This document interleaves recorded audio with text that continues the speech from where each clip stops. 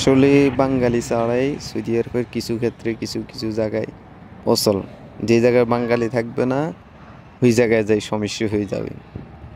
আসসালামু আলাইকুম, সবাই কেমন আছেন? আশা করি সবাই ভালো আছেন। আলহামদুলিল্লাহ আমি ভালো আছি। এটা হচ্ছে কদু, রেস্টুরেন্টটার নাম হচ্ছে কদু। এখান থেকে আমার একটা অর্ডার লাগছিল, তো আমি অর্ডারটি পিক আপ করার জন্য আসছিলাম। অর্ডারটি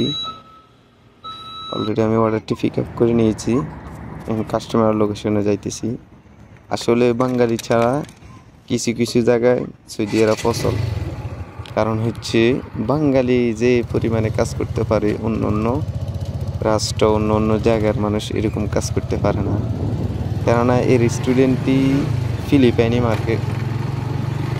ফিলিপাইনি দ্বারা চলে, বাঙালি মাত্র একজন।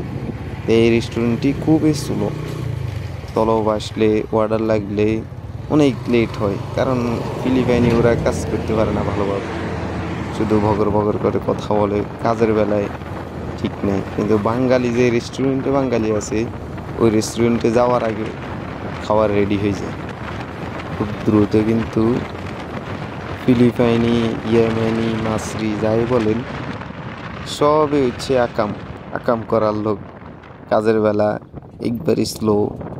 বাঙালি যে জায়গায় আছে ওই জায়গায় কোনো স্লো নাই, কম্পিউটারের দ্বারা কাজ চলে কম্পিউটারের মতন, তো দ্রুত কাজ চলে। বাঙালিরা কাজে এক্সপার্ট, এই জন্যই বাঙালি সব জায়গায় আছে। বাঙালিরা সবে দামি, বাঙালিরা পৃথিবীর প্রত্যেকটা প্রান্তে আছে। ফিলিপাইনিরা এত অলস, মানে ওরা অর্ডার লাগলে একটা ঢিবে দিচ্ছে, কি স্লো, মানে খুবই স্লো কাজ করে। দুই তিনটা ফিলিপাইনি, মাসরি, ইয়েমেনির কাজ আমাদের বাংলাদেশি একজনেই করে। এত দ্রুত কাজ, বাংলাদেশিদের কাজ ভালো, এই জন্য বাংলাদেশিরা প্রত্যেকটা জায়গায় ভালো একটা পজিশনে আছে। এগুলো দেখে ভালোই লাগে। আসলে বিভিন্ন রেস্টুরেন্টে যাইলে বেশিরভাগই বাঙালি থাকে, কিছু কিছু রেস্টুরেন্টে বেশিরভাগই বাঙালি, প্রত্যেকটা রেস্টুরেন্টে দুই একজন করে আছে বাঙালি। ভালোই লাগে, দিন শেষে মনে হয় দেশে আছি এরকম ফিল হইতেছে।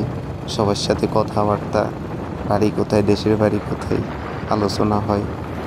অনেক সময় অনেক জাম থাকলে মাতামে যদি বাঙালি থাকে, ইয়ামানি, মাসরি, মিশরি যদি আমাদের সাথে রাইডার থাকে, তাহলে যদি বাঙালি থাকে আমাদের, তাহলে বললে অর্ডারটি তাড়াতাড়ি নিয়ে আসি দেয় আমাদেরকে।